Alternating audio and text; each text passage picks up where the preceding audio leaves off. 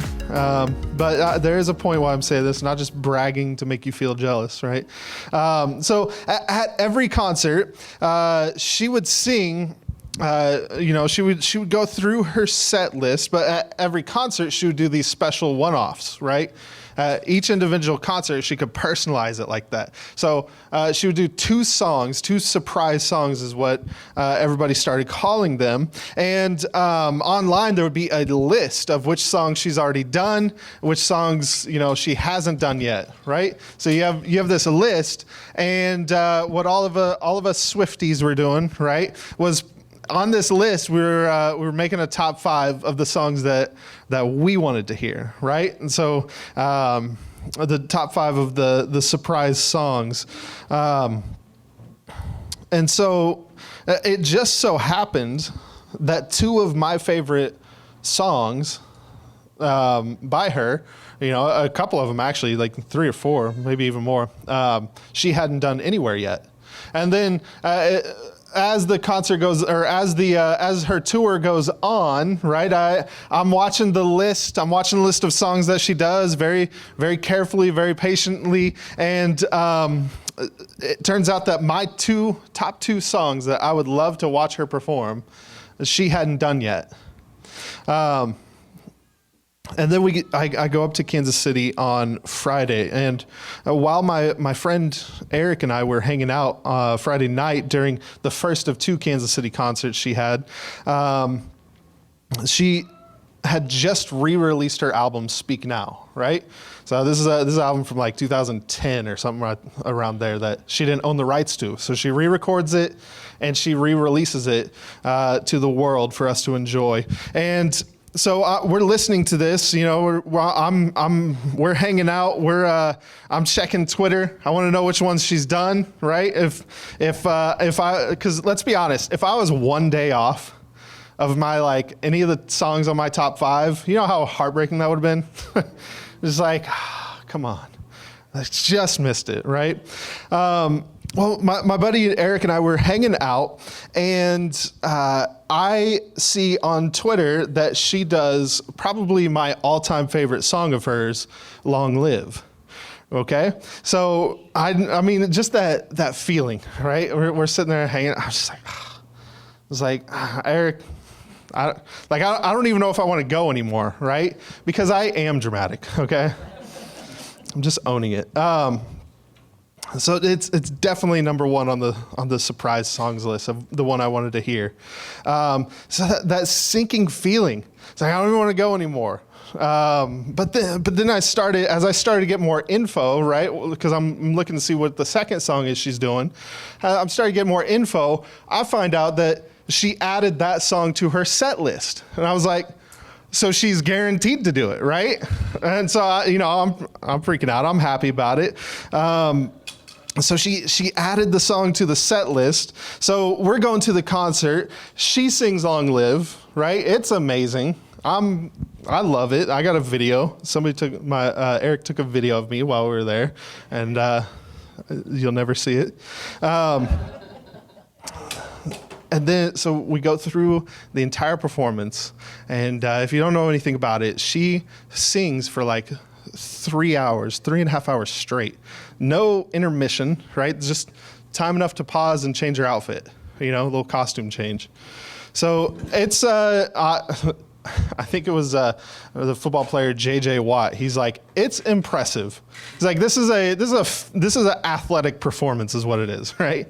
He's like, this is impressive. So she goes through this whole thing, and then we come to the surprise song portion of the concert, and as she's introducing the first song, Katie, my friend Eric, his wife, right? We look at each other and we start to freak out because as she's introducing it, I can give you some of this backstory. We got a lot of time to fill, so I'm gonna give you some of this. In the Country Music Hall of Fame, she has one of her guitars. It's a Taylor. Don't ask me the model. I know the make. Don't ask me the model. But the paint job on it's blue and it has koi fish. And she played that guitar every single night of the Speak Now tour back in the early 10s, right? She played that guitar every single night of the tour for the song Last Kiss, which happens to be number 2 on my surprise song list, right? So I was very excited to see it. I had a theory that she might do it that night because one of the lyrics in that is July 9th, and it was July 8th, and she wasn't doing a Sunday concert, right? So we look at each other, we start to freak out. She gets up there, she introduces it, and she goes, "It's time to play Last Kiss and Cry." And I did. I did. All right. I'm stable enough to admit that. Right.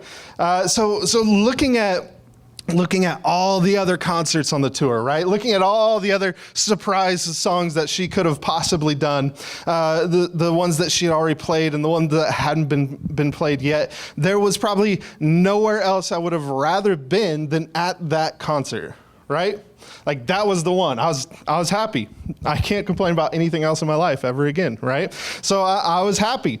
And yet I was also self-aware of the limits that were on that night, right? I'm also aware of the limitations that night could bring. Let me put it this way. Taylor Swift is amazing, in my opinion, right?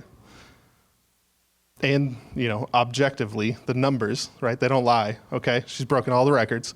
So she is amazing, but Taylor Swift makes a bad God. You know what I mean? Taylor Swift makes a bad God. She's not perfect, nor does she claim to be. I know this because she messed up Last Kiss twice before she got to play it, which somehow, Eric pointed this out, somehow makes it better, right? It's like, oh, she's human. That's awesome, right? She's not some robot. She's just as human as the rest of us. But at this concert, there was 70,000 people, sold out 2 nights in a row at Arrowhead, and most, if not all, the other concerts on the North American tour are also sold out. Like, it's a lot, just to see her. And the absolute best thing that could possibly be offered is a performance of songs that connect on an emotional level, but nothing further. It can't go any further than that. There might be some Swifties that it was spiritual too, right? Maybe, I don't know. But it couldn't go any further than just this, just making you feel the emotions she was trying to make you feel on that night. And so it's not possible for her to have personal knowledge of anybody in that in that stadium, at Arrowhead. It wasn't possible for her to know each and every individual person. It's not possible for any of those people to know her. Not in that moment. So anyone that tried rightfully would have been tased, right? If you got up onto the stage, I'm pretty sure there was somebody on Friday, right? You get up on the stage and start running, you get taken out. And so for months, right? The anticipation, it's building and building, and it's building for that night, and it exceeded everything that I could have hoped for and more. It was everything that I hoped for in my wildest dreams. But it does and it will pale in comparison to the glory of the presence of God. And that's what we're talking about today. Talking about the presence of God. So if there was any reason that I sat through that 2-hour line to get into the parking lot and missed the opening acts, it was to have a sermon illustration for today, right? That's at the very least of it. So David's likely, King David, right? He's likely the author of this psalm. That's what most of the commentaries, most of the scholars, they agree with that it's structured less like the Psalms of the sons of Korah, and more like it was recorded at a later date, but it would have been, or re-recorded at a later date, but it would have been likely a Psalm of David, right? And he opens this You can see in the title, I don't know if you have the titles in your Bible, you should, but it says, to the choir master according to the Gittith, right? The Gittith, a psalm of the sons of Korah. So the Gittith, there's only 3 times the Gittith is mentioned in the book of Psalms. One of them, I didn't write it down, but I believe it's Psalm 8, and the other one is, it comes in the next book. Maybe we'll do it next summer. I don't know which one, if I had to take a random guess, 137? I don't know. Somewhere around there in the 130s. So it's a psalm according to the Gittith. Now, we don't really know what the Gittith means, but all of them start out with a exclamation, whereas typically psalms will start out with a description and then an expounding upon how glorious our God is. This one starts with an exclamation of how glorious God is, right? Verse 1, how lovely is your dwelling place, O Lord of hosts. How lovely is your dwelling place, O Lord of hosts. So if this is David, the authors of this psalm, he opens up with this exclamation, and David is certainly talking about, he's certainly talking about either the temple, most like, or the tabernacle, right? Probably the tabernacle. Surely, though, what he is not talking about is how beautiful it would have appeared, right? Its physical appearance. Because there was a lot of great marvels and wonders that were built around in the world at this time. There was, everywhere, the architecture of these places, right? You think about where the Israelites came out of Egypt, and like we still don't understand how they built the pyramids. All these years later, we have no idea how it was done. You had the 7 wonders of the world, in and around this time. It was the tabernacle would have definitely been beautiful, but there's definitely a reason why David finds it beautiful. It's because surely that is where the presence of the Lord is. There was something lovely about them and wonderful to look at, but that isn't why David's soul longs, right? That's not why his soul faints for the courts of the Lord. It isn't because of its physical beauty, but because the Lord, the presence of the Lord, that's where God is. God is what is attractive to David about the dwelling place of God. Right? Isn't that what this is all about? Isn't that what this whole thing is all about? You know what I mean? Isn't this all about the presence of God? I hope I'm not the only one today that wants to know the presence of God in their life. Right? I see some heads shaking, but I'm reading, so I need you to vocally respond to me. Right? This is about the presence of God. We want to know Him. We want to know that He's there. I want to know that what we're doing here matters. I want to know that what we're doing here matters, and I'm not just wasting your time, and you're not wasting your time or my time, right? Our time it's such a short life that we live. If you were really honest with yourself, when is the last time that you could think in your life and relate to verse 2? My soul longs, yes, faints for the courts of the Lord. My heart and flesh sing for joy to the living God, to the living God. When's the last time you look in your life and you feel that resonates with you? When's the last time you longed to feel something from God? And look, I get it. We get into our routines. We get into our habits, right? Work takes over our schedule, family and friends and whatever. It all starts to take over our schedule, and it overwhelms us. But also, I also know that some of you, even if you do ask that question,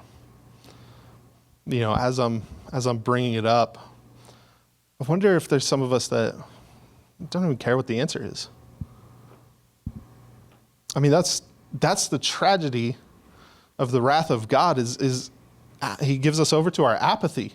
He gives us over to the desires of our heart, of our wicked and sinful heart. I mean, that's Romans 1, right? He gives us over to that. He's like, if you don't want me, I'll go. You know, if you don't want me, listen. I know where I'm not wanted. I'll leave. So the presence of the living God. Like, yeah, I'll take that. That sounds like a good pill. You know what I mean? Like, I'll have some of that. You know, sounds like a high that I can coast on for a while. The most terrifying part about it is, this doesn't even sound off any alarm bells. You know, this is just another Sunday, right? I mean, what's the point of it? If we're not open to hearing from the Lord and actually course correcting, right? Figuring out, okay, I'm off here, like, and I can't get back on my own. I need help from God, you know? Then coming here, play the ukulele. Like, go watch Taylor Swift. She's way better. She's way better at the ukulele, right? Like, it doesn't make sense. If you're perfectly content with hearing about the glory of the Lord, but you have no desire to see the work of God yourself in you and around you, what's the point of it?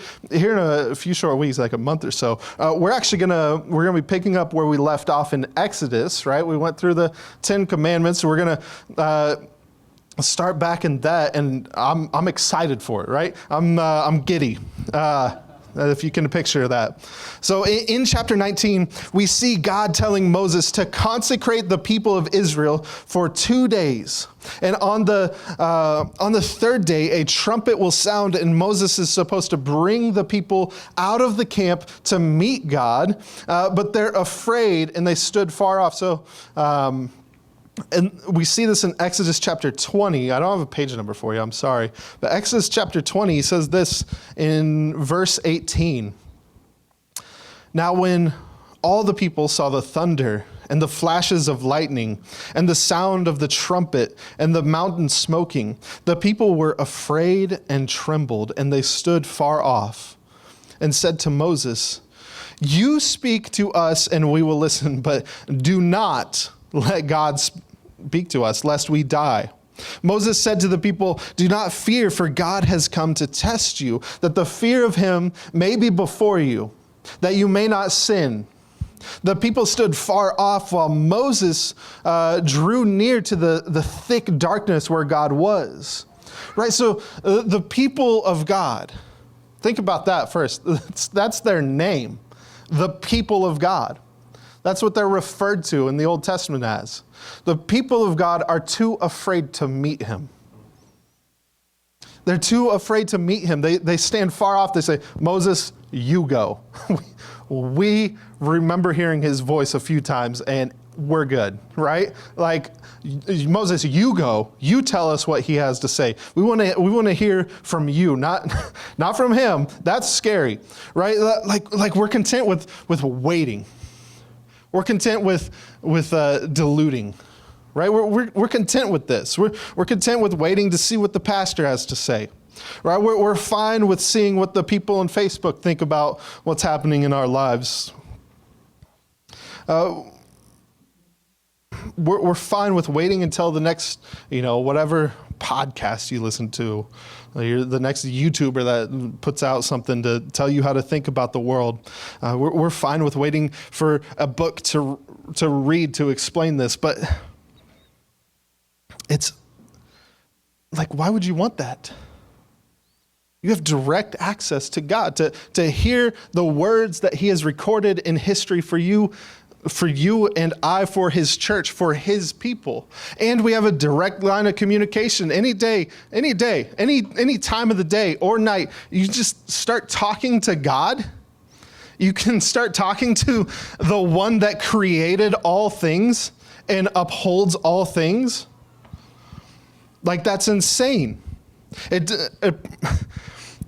Maybe it's too much and it doesn't quite register. You know what I mean? Like, it's too much to comprehend, so it doesn't quite register in our minds. Why would anybody want a mediator that isn't Christ? Why would anybody want that? I think on paper, right, we've trained ourselves to say the right things, right? Like we know the answer. We know the answer. We've trained ourselves to say that you don't want that. But take an inventory of your life. Look at how you live. Look at where your time goes. Look at where your money goes. Take an account. It's far easier and it's far less scary to hear about God than it is to hear from God. It's so much easier to hear about him, right? While yes, you should fear God in a sense that you have reverence for him, right? He is the king. He's the King of Kings. He sits on the throne of reality, right? He rules over everything. While you should have reverence toward him, you should also be delighting in his presence. Boldly approaching the King of Kings, the Lord of creation. That is our inheritance. That's what Christ paid for, that we have access to the Father, right? That's what Christ died on the cross and was risen for. It is a place that those who are in Christ Jesus should find welcome and rest.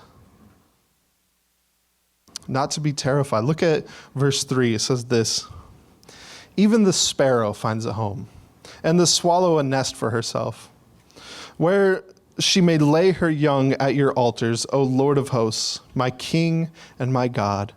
Blessed are those who dwell in your house, ever singing your praise. We come to our first blessed of the morning. There's 3 here. There's also a couple selahs, right? So think about that when this is said. Take a moment and ponder on these things. But we have our first blessed. Blessed are those who dwell in your house, ever singing your praises. Blessed are those who are in your presence. I don't know about you, but every time I read the Bible and it brings up a sparrow, I obviously think of the song, right? You know the song. His eye is on the sparrow. Who do you think of whenever you think of somebody singing that song? Who? Yeah? Yeah?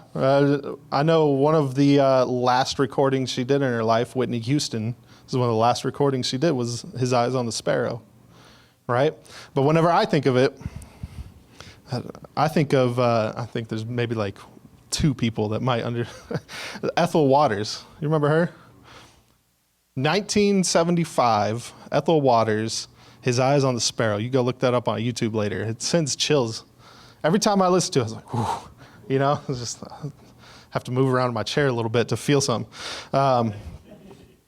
So that's the one I think of. There's obviously been many great renditions of it. Lauryn Hill, all of these.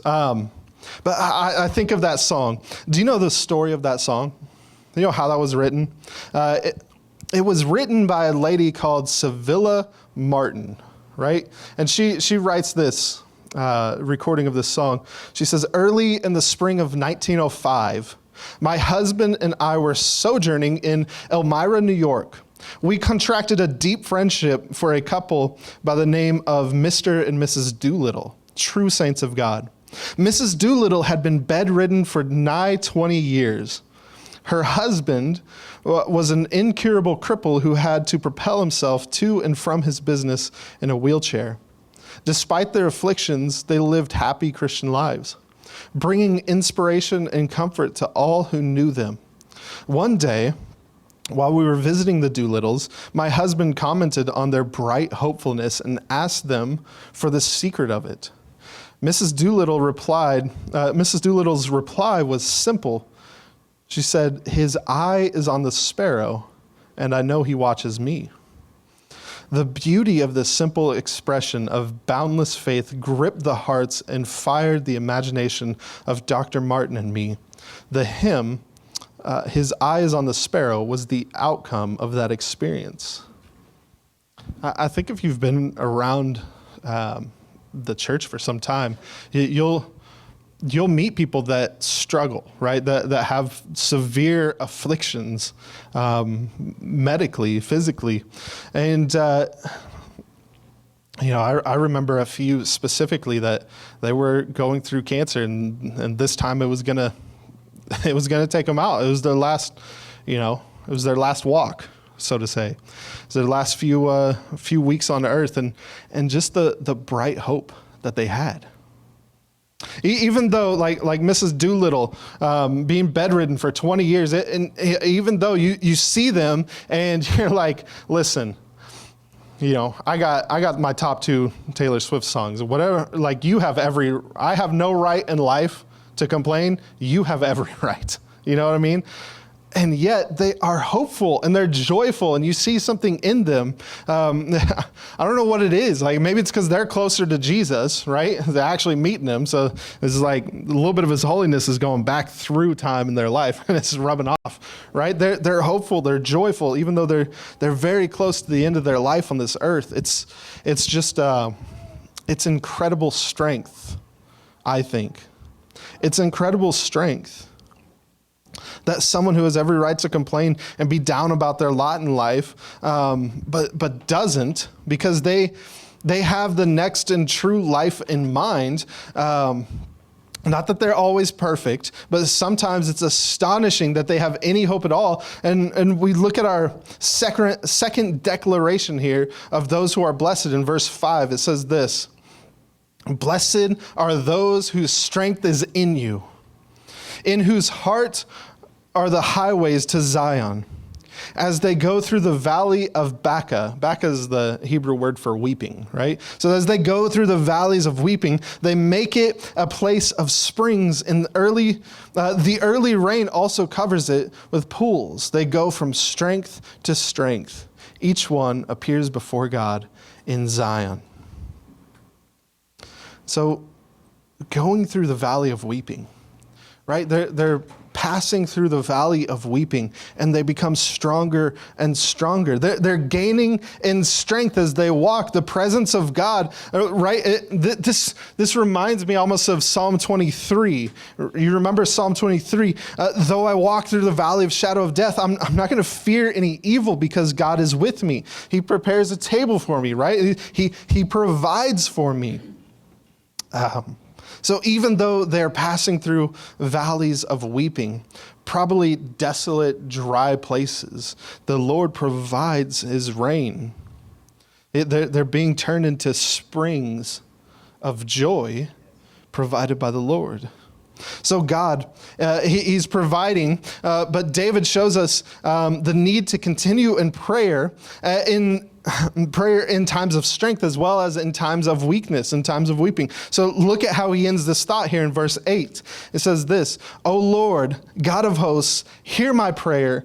Give ear, O God of Jacob." He's like, things are good. We're being built up. Yes, we're going through hard times, but we're being built up. These are times of strength. We're being strengthened. We go from strength to strength. But God, hear my prayer. Don't turn back now. Keep with us. Let us keep up with you. And then he says, and I love this, he says, "O God of Jacob." Give ear, O God of Jacob. I love that he says God of Jacob. Of course, God is the God of Abraham and Isaac and the God of everyone, right? Obviously, he is that, all of creation. But, and none of them are without their flaws, but Jacob might be the worst, right? Jacob might be the worst of the three. The other two, they could put up pretty good competition, but Jacob might be the worst. None of them are without their flaws, but Jacob, he's a swindler and a liar and a thief, right? Jacob is a twin. He was born with a twin brother. He was second to come out. His older brother Esau, really hairy, right? His red hair, and it's described that he is excessively hairy when he comes out. And so whenever they come out, Jacob's twin brother, Jacob prefers, sorry, what I wrote there doesn't make sense to me, so I'm gonna wing it. So when they come out, Jacob is right? Jacob's more of a homebody. And Esau's more of a man's man, right? He goes out, he hunts, right? He hunts, he kills, he brings back the food. Isaac loved Esau probably a bit more than he loved Jacob. You know what I mean? Jacob was a mama's boy, and Esau took after his daddy. He went out, he hunted, he was the one that went into the wilderness. And so one day when he comes back from the wilderness one day, he feels so hungry that he's like, I feel like I'm going to die. That's how hungry I am. I feel like I'm going to die. And Jacob's like, I mean, I'll give you some of this lentil soup if you swear to me your birthright. And he makes him swear his birthright, and then he gives him food. Now listen, Esau should not be swearing away his birthright, right? He's in the wrong. But Jacob sucks, right? Jacob's the worst, okay? Your twin brother's about to die. Give him some soup. What's wrong with you? So that happens. And then later on in the story, when their father is on his deathbed, right? Isaac, old, blind, can't fend for himself. He hears him say to Esau, go out, kill some of the wild game that I like. Bring me back some tasty food, and I will give you the blessing. I will give you my blessing, right? And Jacob's, their mother overheard this, and she goes to Jacob and says, go out, kill a goat, right? I'm going to cook it up the way your father likes it, and then, so you can get his blessing. And this actually happens. He does. He deceives their father by, he actually takes some of the hair from a sheep and puts it on his arm. That's how hairy Esau was, right? That's hairy. So this is where Bigfoot started, right? Had to be. He does this. And Isaac, he asked Jacob 3 times. He says, are you Esau? It's like, which son of you are you? Which son of mine are you? Are you sure you're Esau? It's like, yeah, Dad, I think I know who I am, right? He's like, well, you sound like Jacob, but you're Esau? And he says, yes, I'm Esau. And so he steals the blessing, right? And that's where you have like the 2 splits. You have Israel and you have Edom, right? These 2 warring factions against each other. But we're off topic, okay? If you want to read more about that, Esau and Jacob, they're born in Genesis 25. You can go read that. Jacob lives all the way to chapter 49, right? So you're going to be reading for a long time. He lives 147 years. David, invoking his name here, is telling us the God of Jacob, the God who overlooks flaws and sins and uses us sinners for his good, for his righteous will, according to his plans. It tells us he is a covenant-making God and a covenant-keeping God. And now David comes back now to longing for the presence of the Lord. So blessed are those who trust in the Lord. That's the last verse here. Blessed are those who trust in the Lord. Right? So we have 3 blessings. Blessed are those who dwell in your house, ever singing your praises. Right? Blessed are those who are in the presence of God. Blessed are those whose strength is in you. Right? You're leaning not on your own understanding, but you're trusting in the strength of God. And then blessed is the one who trusts in you. Let's read the whole portion of it. Let's go verse 9 through 11, right? Behold, our shield, O God. Look on the face of your anointed. For a day in your courts is better than 1,000 elsewhere. I would rather be a doorkeeper in the house of my God than dwell in the tents of wickedness. For the Lord God is a sun and a shield. The Lord bestows favor and honor. No good thing does he withhold from those who walk uprightly. We have in here the inspiration for that infamous 90s song, right? Anybody remember this Christian contemporary 90s song? Yeah, Nathaniel's got it. It's, what is it? Better is one day in your house, right? You remember that one? Listen, contemporary Christian music peaked in the 90s, all right? I mean, it didn't get better, okay? Matt Redman, who wrote that song, Audio Adrenaline, Stephen Curtis Chapman, Amy Grant, DC Talk. You don't know anything about DC Talk. You remember DC Talk? If you don't remember them, all right, YouTube later, DC Talk's music video for Jesus is Just All Right. You go look that one up. It is the most 90s thing I've ever seen. I showed Caleb it last night. It was insane. I mean, you got they're on the beach with muscle shirts and stuff. It's like one dude's wearing a cut-off button-up with a vest over it, okay? Long, flowing, feathered hair, I was like, I didn't know Kurt Cobain was in DC Talk. That's who he looked like. I don't remember. I know it was Michael W. Smith and Toby Mac. I don't remember the third one, but off topic. Sorry. Where are we going?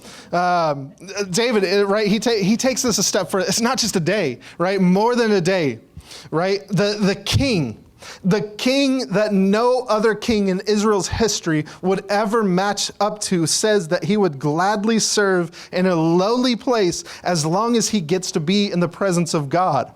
This is that thinking that's backwards to the world. You know what I mean? It makes no sense to the unbeliever. How many times in pop culture, TV or movies, you've heard this phrase, I'd rather rule in hell than to serve in heaven, right? I can name 2 off the top of my head.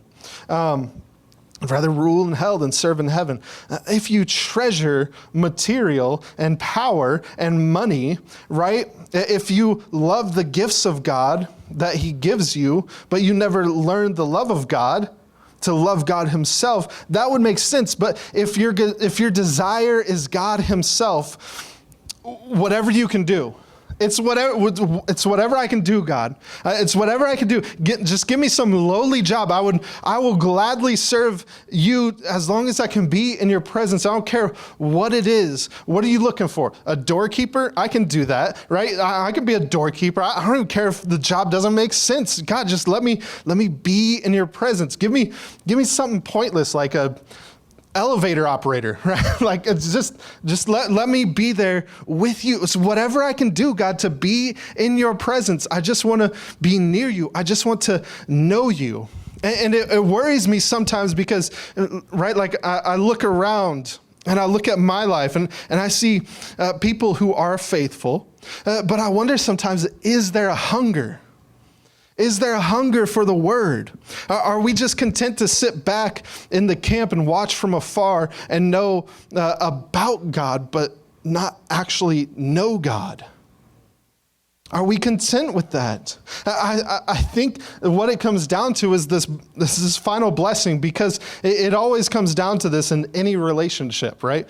Do I trust God? Do I trust him?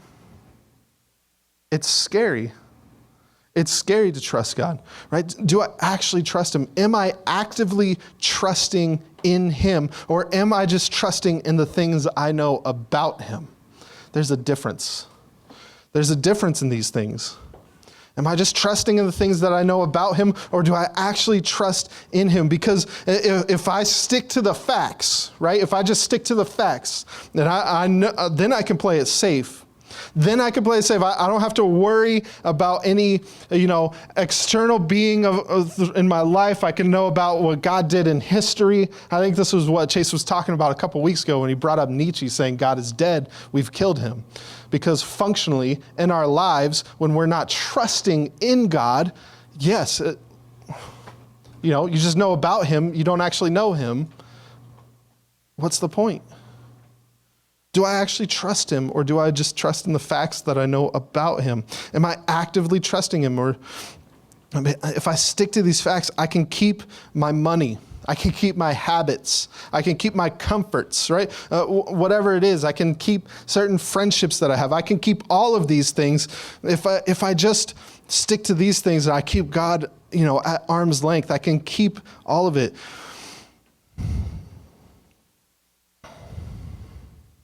Whatever it is, I can keep all these things that are holding me back from truly walking with God, right? Truly walking with him, and knowing what it's like to be in his presence, the way that I know I should be. That's what I think it means to walk uprightly, that God doesn't hold anything he doesn't hold back anything that is good. To know him, to walk with him, to trust in him, to actually have a relationship with him, an active one where I don't just talk to him on Sundays, but I actually every day I run to him. I trust in him. That's what I think it means to walk uprightly with God. It doesn't mean perfection, because that's unattainable in this life, but walking with him, keeping my eyes on him, trusting. That's what we're called. That's what we're called to do. That's what we have to do. To have a saving relationship with Christ, we have to have a relationship with Christ. It's an easy answer, but practically it's hard. It's difficult.